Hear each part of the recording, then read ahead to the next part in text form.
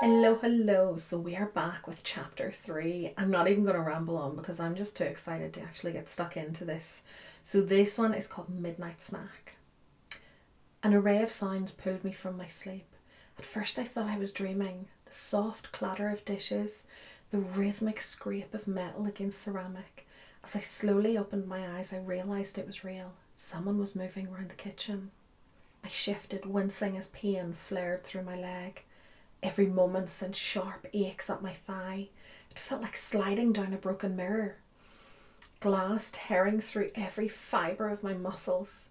Slowly, carefully, I pushed back the blankets and swung my legs over the side of the bed. The fireplace had died down and the air was ice cold. I hesitated, considering just lying back down again, but then I heard it again. Plate being set down, the clink of silverware. I had to see. I braced myself against the wall, limping toward the bedroom door. The wood groaned softly as I eased it open just a sliver, just enough to peek through the gap. In the dim light of the kitchen, Carrie stood at the counter. Her small hands moved quickly, arranging something on a tray. A plate of food, a glass of water. She worked with quiet precision. My breath hitched as I watched her lift the tray and turn away.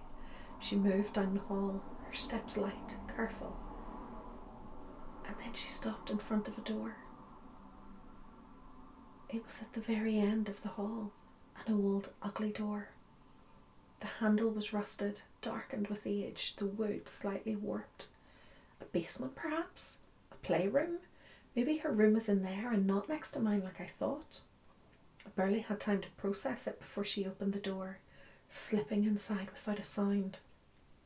The door didn't creak, it didn't slam, it just clicked softly shut, swallowing her whole. How strange. A late night snack isn't that out of the ordinary, but it has to be around 3 a.m. at this point. I leaned forward, instinctively gripping the door frame for balance. I wanted to follow her and see what she was up to, where that door led to, and then a sliver of movement. A glint of something around the door frame. My heart stopped as an eye appeared in the crack of the door. I sucked in a sharp breath, choking on it, my whole body locking up. The eye stayed there watching me and blinking. For a second I couldn't move. My legs screamed at the sudden tension. Then the door creaked open wider. Sam. He was right there, standing inches away. His face still masked, his posture relaxed like it was the most normal thing in the world. What are you doing up? His voice was calm, but something in it made my skin prickle. You should be resting. My mouth went dry, swallowed hard, trying to gather my thoughts.